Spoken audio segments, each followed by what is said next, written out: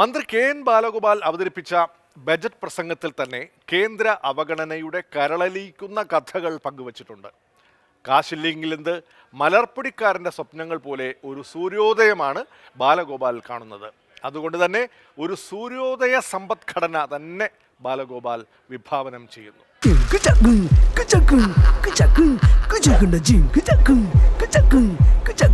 Budget എല്ലാവരെയും സന്തോഷിപ്പിക്കണമെന്നാണ് നമ്മുടെ ആഗ്രഹം. കാശ് പണ കെട്ട് മണി മണി കാശ് പണ കെട്ട് മണി മണി. സർ, കേരളത്തിൻ്റെ സമ്പദ്ഘടന ഒരു സൂര്യോദയ സൺറൈസ് സമ്പദ്ഘടനയായി മാറിക്കൊണ്ടിരിക്കുന്നു എന്ന ഒരു സൂര്യോദയ സൺറൈസ് സമ്പദ്ഘടനയായി മാറിക്കൊണ്ടിരിക്കുന്നു എന്ന സൂര്യനെ പോലെ അതാ കാര്യം കേട്ടോ, കരിഞ്ഞു പോകും. ബഡ്ജറ്റിനെ സംബന്ധിച്ചിടത്തോളം ഈ മാവിള്ളക്കാരുടെ കല്യാണാലോചന ഉണ്ടല്ലോ, ചെന്നെല്ലാം പറയും 50 പവൻ സ്വർണവും കൊടുക്കാം, 10 ലക്ഷം രൂപയും കൊടുക്കാം എന്നൊക്കെ പറയും. അവസാനം പറയും കൂടുതലൊന്നും പ്രതീക്ഷിക്കല്ല, ഈ പറഞ്ഞതേ ഉള്ളൂ എന്ന് പറയും.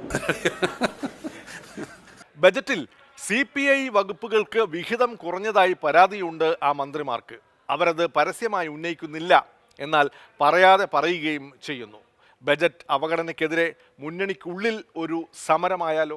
ഇപ്പൊ ഭക്ഷ്യവകുപ്പിന്റെ മന്ത്രി തന്നെ ധനകാര്യമന്ത്രിക്ക് കൈ കൊടുക്കാതെ പോയി, അദ്ദേഹം അമർഷം രേഖപ്പെടുത്തുന്നു. അപ്പോൾ അതിന്റെ അർത്ഥം എന്താണ്? ബജറ്റ് അവതരിപ്പിച്ചു കഴിഞ്ഞാൽ എല്ലാവരും കൈ കൊടുക്കണമെന്നൊന്നുമില്ല. അത് ചിലപ്പോൾ കൈ കൊടുക്കും, ചിലപ്പോൾ ആദ്യം കൊടുത്തവരുണ്ടാകും. മന്ത്രി എല്ലാവർക്കും നേരത്തെ കൈ കൊടുത്തല്ലേ വന്നത്.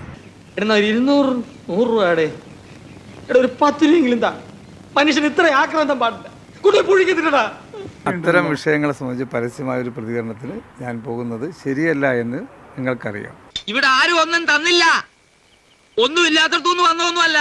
4 നേരം അന്തസ്സായിട്ട് ആഹാരം കഴിക്കുന്ന കുടുംബത്തിൽ നിന്നാ ഈ പള്ളിക്കാരുടെ നിർണ്ണയം വന്ന് കിടക്കുന്നത്.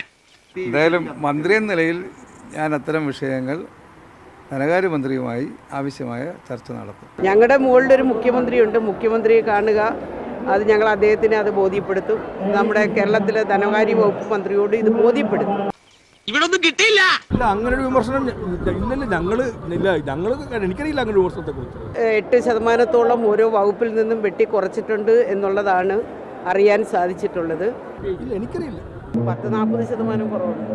ഇവിടെ ഒന്നും കിട്ടിയില്ല, ഇവിടെ ആരും ഒന്നും തന്നില്ല, ഇവിടെ ഒന്നും കിട്ടിയില്ല. കാർഷിക മേഖലയുടെ തകർച്ച, റവന്യൂ വകുപ്പിനൊന്നും ഇല്ലാത്ത, അപ്പൊ CPIയെ പരിപൂർണമായി തഴഞ്ഞ ഒരു ബഡ്ജറ്റാണ്. ഇല്ല, ഞാൻ ആ പ്രതിഷേധം ഇവിടെ പറയുന്നില്ല, അത് പറയേണ്ടുന്നിടത്ത് പറഞ്ഞാൽ മതിയല്ലോ. തെരഞ്ഞെടുപ്പ് കഴിഞ്ഞാൽ കേന്ദ്രത്തിന്റെ സ്ഥിതിഗതികൾ മാറും എന്നാണ് സംസ്ഥാനത്തിന്റെ പ്രതീക്ഷ. നമ്മളും കൂടി ഉൾപ്പെട്ട ഇന്ത്യ ബ്ലോക്ക് സർക്കാർ വരുമെന്നാണോ, BJP സർക്കാർ 3ാം വരവിൽ ഉദാരരാവും എന്നാണോ ഉദ്ദേശിക്കുന്നത് എന്നറിയില്ല. ഇനി മറിച്ചാണെങ്കിൽ ഒരു പ്ലാൻ ബിയും ധനമന്ത്രിയുടെ മനസ്സിലുണ്ട്. ലോക്സഭാ തെരഞ്ഞെടുപ്പ് കഴിഞ്ഞാൽ കേന്ദ്രത്തിൻ്റെ നിലപാടിൽ അയവ് വരുമെന്ന് പ്രവചിക്കുന്ന വിദഗ്ധന്മാരുണ്ട്. കാര്യങ്ങൾ മെച്ചപ്പെടുമെന്ന പ്രതീക്ഷയിലാണ് ബജറ്റ് തയ്യാറാക്കുന്നത്. അതല്ല, ധനവ്യവസ്ഥയെ കൂടുതൽ കേന്ദ്രീകരിക്കുന്ന നടപടിയാണ് കേന്ദ്രം സ്വീകരിക്കുന്നതെങ്കിലോ, കേരളത്തോടുള്ള അവഗണന തുടരുകയാണെങ്കിലോ തീർച്ചയായും നമുക്ക് ഒരു പ്ലാൻ ബിയെക്കുറിച്ച് ആ ഘട്ടത്തിൽ ആലോചിക്കേണ്ടി വരും. അതെ, വ്യക്തമായിട്ട് പ്ലാൻ എന്താണെന്ന് പറഞ്ഞിട്ട് പോയാ മതി. ഇനി വന്നേ പറഞ്ഞേ. എല്ലാം എഴുതി തയ്യാറാക്കി ഒരു പെട്ടിക്കകത്ത് വെച്ച് അടച്ചൊരു പ്ലാൻ ബിയോട് വെച്ചിട്ടൊന്നുമില്ല. പ്ലാൻ ബി എന്ന് പറഞ്ഞാൽ നമ്മൾ ഇപ്പോഴത്തെ സാധാരണ കൺവെൻഷനായി കിട്ടുന്ന രീതിയേക്കാളും വ്യത്യസ്തമായി കുറച്ചുകൂടി കാര്യങ്ങൾ ചെയ്യേണ്ടി വരും എന്നുള്ളതാണ്. ആ കാര്യം ചെയ്യേണ്ടി വരുന്ന കാര്യത്തിൽ നമ്മളിപ്പോൾ അത് ആലോചിക്കേണ്ട കാര്യമില്ലല്ലോ. എന്റെ അമ്മയെ നാട്ടിച്ച്